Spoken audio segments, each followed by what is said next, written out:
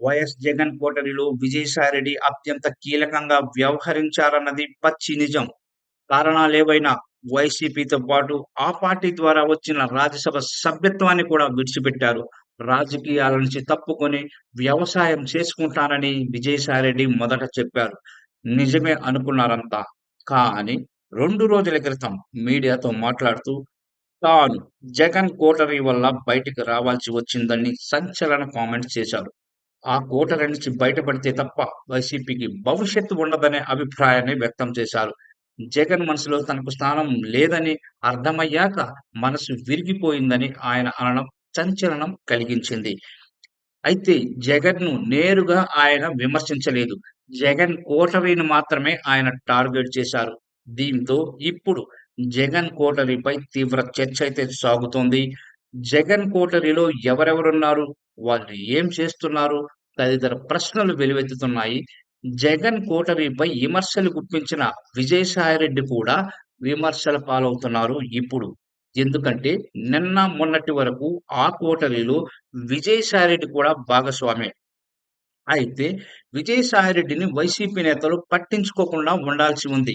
ఎందుకంటే విజయసాయిరెడ్డి నేరుగా జగన్‌ని విమర్శించలేదు. కోటరీతో జగన్‌కు భవిష్యత్తులో ఇబ్బందులు ఎదురవుతాయని హెచ్చరించారు. దీన్ని పాజిటివ్‌గా తీసుకుంటే మంచిగా మార్పు చేసుకోవచ్చు.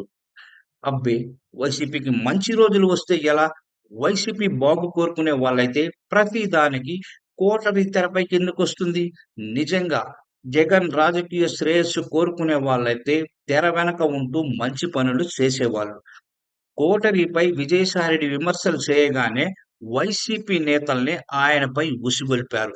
తమపై విమర్శల్ని కూడా జగన్‌పై చేసినట్టుగా క్రియేట్ చేసి కోటరీ నేతలు పార్టీ ముఖ్య నాయకుల్ని మీడియా ముందుకు ఎగదోలారు.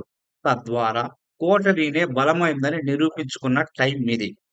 జగన్‌ను నేరుగా విజయసాయిరెడ్డి తిట్టాలని కోటరీ కోరుకుంటోంది. అందుకే విజయసాయిరెడ్డిని కోటరీ రెచ్చగొడుతోంది.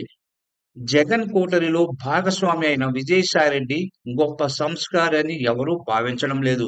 ఎందుకంటే ఆయన కూడా ఆ తాసు ముక్కే కదా! జగన్ కేంద్రంగా కోటరీ దాన్ని విభేదించే వాళ్ళే వైసీపీ నాయకులు తమకిష్టం వచ్చినట్టు రాజకీయ క్రీడ ఆడుతున్నారు ఇప్పుడు. దీన్ని గ్రహించలేని పరిస్థితిలో జగన్ ఉన్నారు. జగన్ అజ్ఞానమే కోటరీ బలం. రోజు రోజుకు జగన్‌ను చీకట్లోకి నెట్టే ప్రయత్నాలైతే జరుగుతున్నాయి. జగన్ మేల్కొని తనను తాను రక్షించుకుంటే తప్ప ఆయన్ని దేవుడు కూడా కాపాడలేరు. జగన్ అంతగా కోటరీ ఊబిలో కూరుకుపోయారు ఇప్పుడు. ఇది పచ్చి నిజం.